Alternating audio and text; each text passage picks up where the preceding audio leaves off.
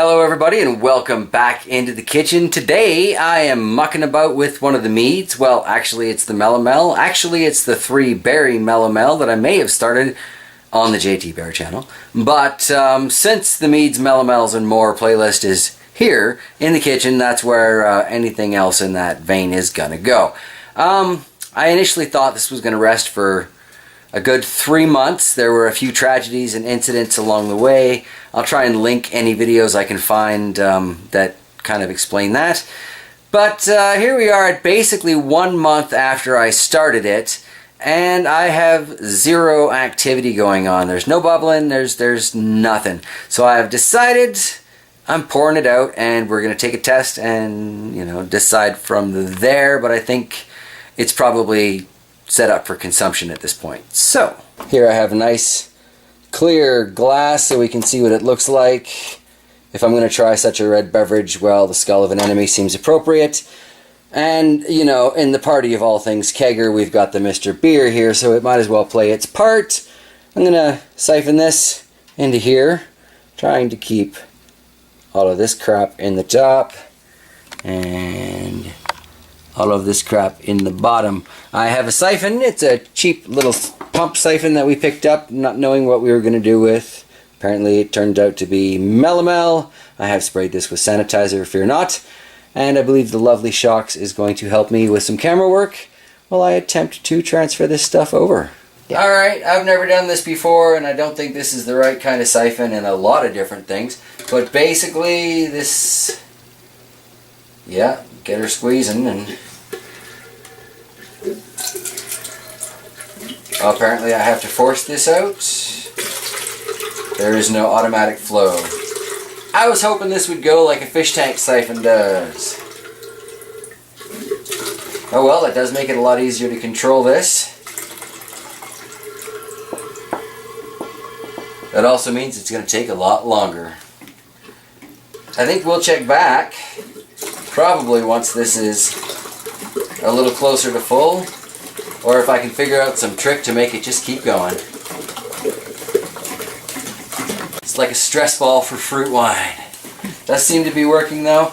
I'm going to try and move this into our little kegger, since I do have the opportunity of it turning off. I guess it's kind of convenient that way. Alright. And a squeeze and I go. Good for the forearms. Rawr. It's like practicing for milking cows or goats. Up, down, up, down. Oh, never mind that. I've never milked a cow or a goat.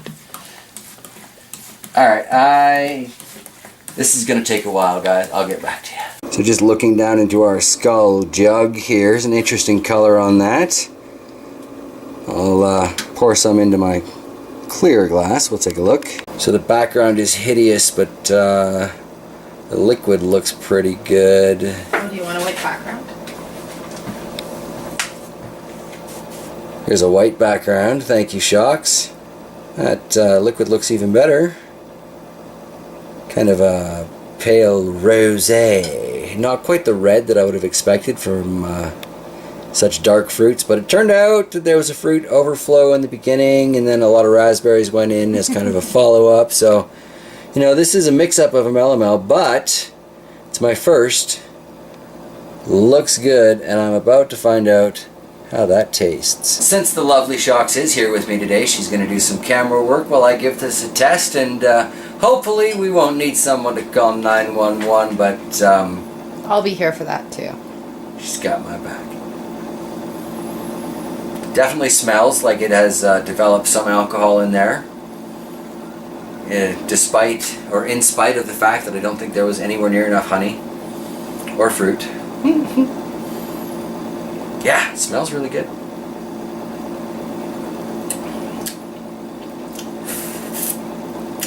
Nowhere near that carbonated sort of sensation that came with the other mead that I had done when it was 1 month old too.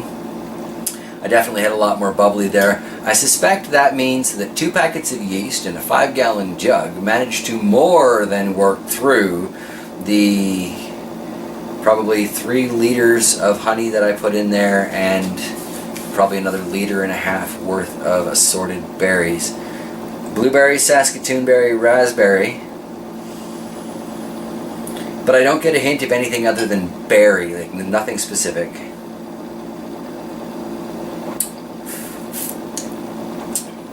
Tastes real good on the whiskers though. Alright.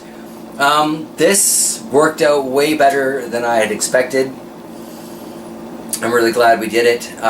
Finally in a 1 month mead. So 1 month, you can pull off a 1 month mead if you use twice the yeast and half the sugar. Alright. That's like putting it in the oven at 500 because it'll cook faster. Thanks for joining me here in the kitchen for another totally random sort of video. And I look forward to seeing what we get up to next. Take care, everybody. Hey, Go by the stick. In the mug. See where the stick is there? There's a frog.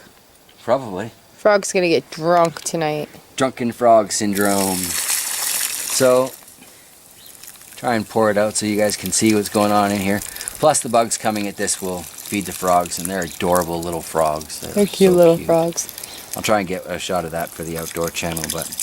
Okay, it's not as much waste as I thought there was in there. No, but look at those seeds. Ooh. Here, let me zoom in. Good fermented seeds. Oops. Oh, decisions. I'd do it. But I don't know what berry they're for, but I don't know that I care. I'm gonna go on a limb and say Saskatoons. They're for field berries. I may have to harvest some of those seeds. Alright. That's the end though, guys. That's proper humane disposal of your mead and melomel remains. Put them into your compost. Let them be part of next year's garden. It's all about that continuing circle of life. Doing it natural, guys. Alright. Bye for real.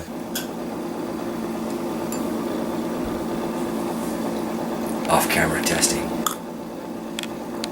Now who's gonna call 911? Ooh. I will.